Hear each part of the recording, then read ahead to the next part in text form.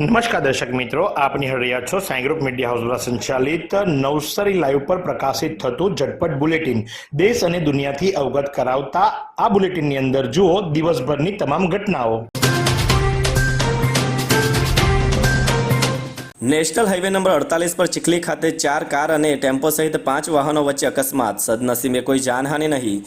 National highway number 48ના Surat track પર Chikhli overbridge પરથી ગત રવિવારે બપોરે 3:30 વાગ્યાના અરસામાં પસાર થઈ રહેલ એક ફોર્ચ્યુનર કારના ચાલકે ઓવરબ્રિજ પર અચાનક બ્રેક મારતા પાછળથી આવી રહેલ એક Swift Dzire car number JJ19 ફોર્ચ્યુનરમાં પાછળથી ભટકાઈ હતી, જેની પાછળ આવતી એક કિયા Seltos car number JJ21 CB9439 સાથે ભટકાવાથી બચવા જતા તેની પાછળ આવતો Mahindra tempo number MH10 DT 7408 પલટી મારી ગયો હતો। અકસ્માતગ્રસ્ત આ વાહનો સાથે પાછળથી આવતી અન્ય એક eco car number JJ21 CD 5192 પર અથડાઈ હતી।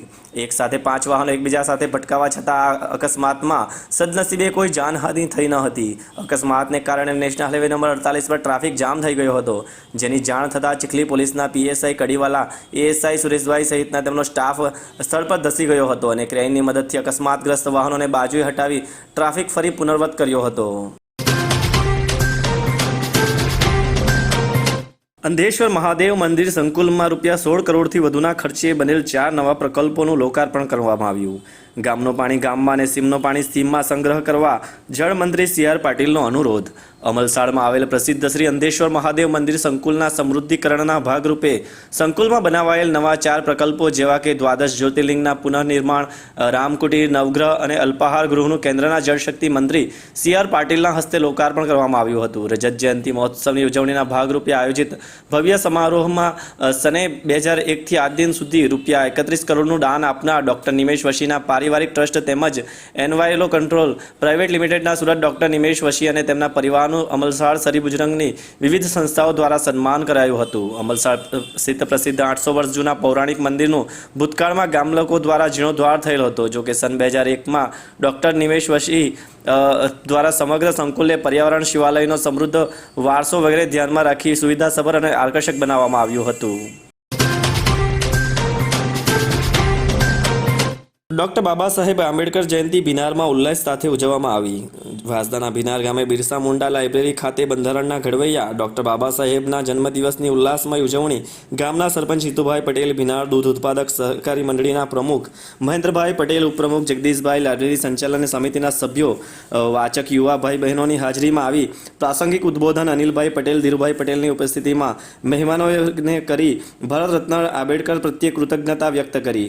સ્વાગત દીપક પટેલ અને આભાર સુરેન્દ્ર પટેલે કર્યો। કાર્યક્રમની સફળતા માટે લાઇબ્રેરી સંચાલન સમિતિના સભ્યો નવનીત પટેલ, નીરવ પટેલ, વીરુ પટેલ સૌએ જહેમત ઉઠાવી હતી। મરોલીમાં ખેતરમાં કામ કરતી મહિલાને ચક્કર આવ્યા બાદ બાઇક પર લઈ જતા નીચે પટકાતા માથામાં થયેલ ઈજાને કારણે મોત। જલાલપોર તાલુકાના મરોલી ખાતે શેરડીના ખેતરમાં કામ કરી રહેલ મહિલાને અચાનક ચક્કર આવતા તેને સારવાર માટે બાઇક પર દવાખાને લઈ જતા જ સમયે મહિલા બાઇક પરથી નીચે પટકાતા તેને માથામાં ઈજા પહોંચી હતી। બાદમાં તેને હોસ્પિટલમાં લઈ જવાતા ત્યાં ફરજ પરના તબીબે તેને તપાસી મૃત જાહેર કરી હતી। જલાલપોર તાલુકાના મરોલી પંથકના ડાભેલ ગામે શેરડીના ખેતરમાં કામ માટે સોનગઢના વિનોદભાઈ વસાવા તેમની પત્ની મંજુલાબેન સાથે આવ્યા હતા। ગત શનિવારે તેઓ શેરડીના ખેતરમાં કામ કરી રહ્યા હતા તે સમયે સવારે 8:30 વાગ્યાના અરસામાં મંજુલાબેનને અચાનક ચક્કર આવી ગભરામણ થવા માંડતા તેમણે તેમના પતિ વિનોદભાઈને જાણ કરી હતી, જેને પગલે વિનોદભાઈ તેમને લઈને નજીકમાં આવેલ ખાનગી હોસ્પિટલમાં સારવાર માટે લઈ જઈ રહ્યા હતા। તે દરમિયાન સિમલક મદ્રેસા નજીક મંજુલાબેનને અચાનક બાઇક પરથી નીચે પડી જતા તેમને માથામાં ઈજા પહોંચી હતી। ઈજા પામેલ મંજુલાબેનને સારવાર માટે હોસ્પિટલમાં લઈ જતા ત્યાંના પરના તબીબે મંજુલાબેનને તપાસી તેમને મૃત જાહેર કર્યા હતા। આ અંગે મરોલી પોલીસે અકસ્માત મોત નોંધી આગળની કાર્યવાહી કરવા સાથે મરોલી પોલીસ ચોકીના હેડ કોન્સ્ટેબલ ધર્મેન્દ્રસિંહ આ અંગે વધુ તપાસ કરી રહ્યા છે।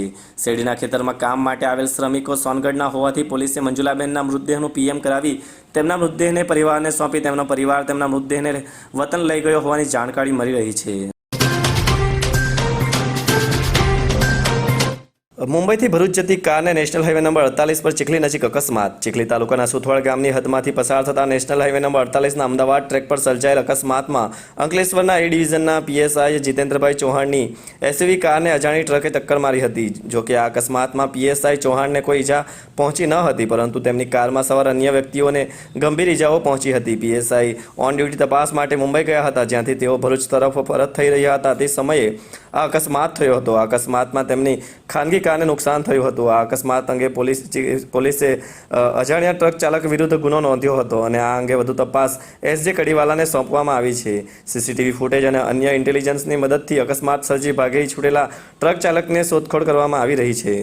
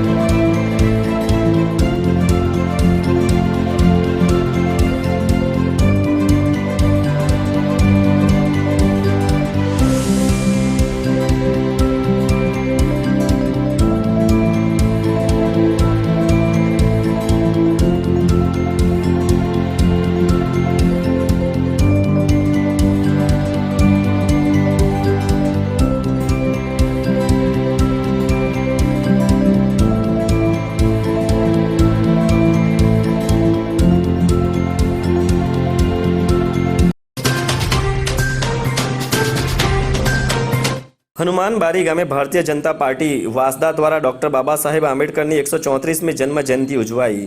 ભારતીય જનતા પાર્ટી વાસદા દ્વારા હનુમાન બારી ગામે ધીરેનભાઈ સોલંકીના ઘરે ડૉક્ટર બાબા સાહેબ આંબેડકરની ફૂલને હાર પહેરાવી પુષ્પ અર્પણ કરી શ્રદ્ધાંજલિ આપી હતી અને તેમના કાર્યોને યાદ કર્યા હતા. ત્યારબાદ હનુમાન બારી સર્કલ પર છાશ વિતરણનો કાર્યક્રમ રાખવામાં આવ્યો હતો. આ પ્રસંગે મંડળના પ્રમુખ સંજયભાઈ, મહામંત્રી ડૉક્ટર લોચન શાસ્ત્રી તથા પ્રકાશભાઈ પટેલ, જિલ્લાના ઉપપ્રમુખ વિરલભાઈ વ્યાસ, તાલુકા પંચાયતના પ્રમુખ દીપ્તિબેન પટેલ, ઉપપ્રમુખ માધુભાઈ પટેલ, આદિજાતિ મોરચાના મહામંત્રી પિયુષભાઈ પટેલ, પ્રદ્યુમનસિંહ સોલંકી, વિનુભાઈ, તાલુકા પંચાયતના સભ્યો યોગેશભાઈ દેસાઈ, ધીરેનભાઈ સોલંકી, સંજયભાઈ, અમિતભાઈ પંચાલ તથા મોટી સંખ્યામાં કાર્યકરો હાજર રહી બાબા સાહેબને પુષ્પ અર્પણ કર્યા હતા.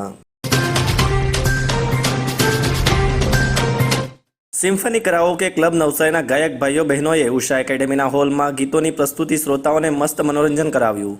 સિમ્ફની કરાઓકે ક્લબ નવસારીના સંચાલક દીપક બારોટના નેજા હેઠળ તૈયાર થયેલ ગાયક કલાકાર ભાઈઓ બહેનોએ નવસારીના ઉષા એકેડેમીના એસી હોલમાં ફિલ્મી ગીતોને મસ્ત કાર્યક્રમ રજૂ કર્યો હતો. કાર્યક્રમનો આરંભ મહેમાનોના હસ્તે દીપ પ્રાગટ્યથી કરવામાં આવ્યો હતો. સિમ્ફની કરાઓકે ક્લબ નવસારીના ગાયક કલાકારો રાજશ્રી દવે, સંજય દવે, સમીરા શેખ, અશમા શેખ, સોનલ વાઘરેચા, રમેશ પાલકર, વર્ષેશ અધવરિયુ, વકારભાઈ, ભૂપતભાઈ, સંતોષ સોલંકી, ગિરીશ રાઠોડે આ કલાકાર જૂના યાદગાર કર્ણાપીય સંગીત મઢિયા ગીતોને રજૂઆત કરી હતી. કાર્યક્રમની સફળતામાં દીપક બારોટ, રાજ પટેલ અને કલ્પેશ ઉથાવાનો વિશેષ ફાળો રહ્યો હતો. ગણદેવી શહેરમાં આવેલ વડા તળાવને ગણદેવી પાલિકા દ્વારા લાયન્સ ક્લબના સહયોગથી લગભગ 3.5 કરોડના ખર્ચે વિકસાવવાની કામગીરી કરવામાં આવી હતી. નગરજનોને સારી અને સુવિધા અને સગવડ પૂરી પાડવાના હેતુથી આ કામગીરી કરવામાં આવી હતી, પરંતુ માત્ર 3 જ વર્ષમાં વડા તળાવની સ્થિતિ દયનીય થઈ ચૂકી છે અને તેના વિકાસ માટે વપરાયેલા કરોડો રૂપિયા હાલ તો પાણીમાં ગયા હોય તેવી હાલત છે. 3 વર્ષમાં જ વડા તળાવની પાળ તૂટી ચૂકી છે. તળાવની ફરતે બનેલ લાયન્સ ગાર્ડનમાં લગાવાયેલ તકતીઓ પણ તૂટેલ હાલતમાં કે ઉખડી ગયેલ હાલતમાં છે. તળાવની દુર્દશાના કારણો અંગે માહિતી મુજબ 3 વર્ષ અગાઉ તળાવના વોચમેનના મોત બાદ વડા તળાવ તેમજ તેની ફરતે બનેલ લાયન્સ ગાર્ડની દેખરેખ રાખવા માટે કોઈને મુકાયા નથી. દેખભાળ કરનાર કોઈ ન હોવાથી આ તળાવ અને તેની ફરતે આવેલ બગીચાની હાલત વધુ દયનીય બની છે. કરોડોના ખર્ચ છતાં તળાવની હાલતમાં કોઈ ફેર પડ્યો નથી. જોકે તળાવ ફરતે બનેલ હાલમાં લાયન્સ ગાર્ડનના રિનોવેશનની કામગીરી ચાલી રહી છે, જે માટે હવે વધુ 15 લાખ રૂપિયાનો ખર્ચ કરવામાં આવી રહ્યો છે. આ સાથે જ રૂપિયા 8 લાખ ટોયલેટ અને બાથરૂમ બનાવવા માટે પણ મંજૂર કરાયા છે. ખેરગામના વાડ ગામે ખાનગી જમીનમાં થઈ રહેલ બાંધકામ સ્થળેથી 16,000ના સામાનની ચોરી. ખેરગામ તાલુકાના વાડ ગામ ખાતે ખાનગી જમીનમાં સ્વિમિંગ પુલ બનાવાઈ રહ્યો છે. આ કામગીરી દરમિયાન બાંધકામ સ્થળે રખાયેલ પ્લમ્બિંગના અંદાજે રૂપિયા 16,000ની કિંમતની સામગ્રીની ચોરી થઈ હોવાની અરજી જમીન માલિક દ્વારા ખેરગામ પોલીસને આપવામાં આવી છે. ખેરગામના સિદ્દીક શેખ દ્વારા તાલુકાના વાડ ગામે ઊંચા બેડા આંબાફળિયા ખાતે એક જમીન ખરીદી તેમાં સ્વિમિંગ પુલ બનાવવાની કામગીરી શરૂ કરવામાં આવી હતી. આ કામનો ઇજારો લેનાર ઇજારદારના પ્લમ્બરે બાંધકામ સ્થળે પ્લમ્બરિંગ કામ માટેની સામગ્રી રાખવામાં આવી હતી. આ કામગીરી દરમિયાન પ્લમ્બર હિતેશભાઈ તેમનું કામ કરવા સ્થળ પર પહોંચતા તેમને ત્યાં રખાયેલ પ્લમ્બિંગનો સામાન નજરે ન પડતા આ સામાન ગુમ થયો હોવાનું જણાતા તેમણે જમીન માલિક અંગે જાણ કરતા તેમણે સ્થળ પર પહોંચી તપાસ કરતા ત્યાં રખાયેલ પ્લમ્બિંગનો સામાન બોટમ પટ્ટી, ટોયલેટ ટબ વગેરે રૂપિયા 16,000ની જેટલાનો કિંમતનો સામાન સ્થળ પરથી ગુમ થયો હોવાનું જણાતા જમીન માલિક સિદ્દીક શેખે આ અંગે ખેરગામ પોલીસમાં ફરિયાદ અરજી આપી હતી. જેમાં તેમણે અગાઉ પણ 2024ની 16મી મેના રોજ તેમની બાંધકામ સાઇટ પરથી 45 જેટલી સેન્ટિંગ પ્લેટ ચોરાઈ હોવાની ફરિયાદ પોલીસમાં કરી હોવાનું જણાવી તેમની સાઇટ પરથી આ બીજી વાર ચોરી થઈ હોવાનું જણાવી યોગ્ય કાર્યવાહી કરી ચોરાયેલ ચીજો પરત મેળવવા આપવા માટે માંગણી કરી હતી. ખેરગામ પોલીસે ગત શનિવારે સ્થળ પર પહોંચી તપાસ શરૂ કરી હતી.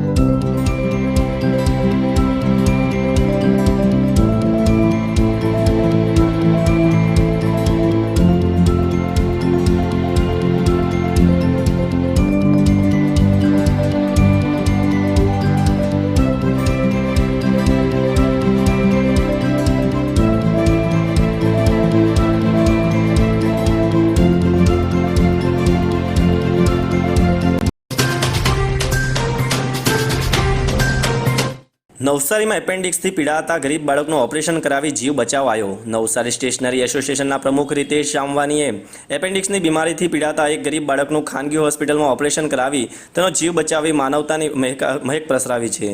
શહેરના વિજલપુર વિસ્તારમાં રહેતા એક ગરીબ પરિવારનો 10 વર્ષીય બાળક એપેન્ડિક્સની બીમારીથી પીડાતો હતો. બાળકના પિતા પણ અકસ્માતમાં બંને પગ ગુમાવી દિવ્યાંગ બની ચૂક્યા હતા. જેઓ માંડ 2 ટકના ભોજન પૂરતું રડી શકતા હતા. બાળકની ગંભીર બીમારી અંગે નવસારી સ્ટેશનરી એસોસિએશનના પ્રમુખ રીતેશ શામવાનીએ બાળકને ખાનગી હોસ્પિટલમાં દાખલ કરાવ્યો હતો. જ્યાં ડૉક્ટર લાલા ચૌધરીએ માનવતા દાખવી તાત્કાલિક બાળકનું આયુષ્માન કાર્ડ બનાવી આપી તેનું ઓપરેશન કરાવી આપવામાં મદદ કરી હતી. બાળકના એપેન્ડિક્સના સફળ ઓપરેશન થકી બાળકને બચાવી લેવાયો હતો. આમ એક ગરીબ માસૂમ બાળકનો જીવ બચાવી શહેરના સેવાભાવી યુવાનોએ માનવતાની મહેક પ્રસરાવી છે. ખેરગામમાં બાબા સાહેબને 135માં જન્મદિનને શ્રદ્ધાસુમન અર્પણ કરતા ધારાસભ્ય નરેશભાઈ પટેલ.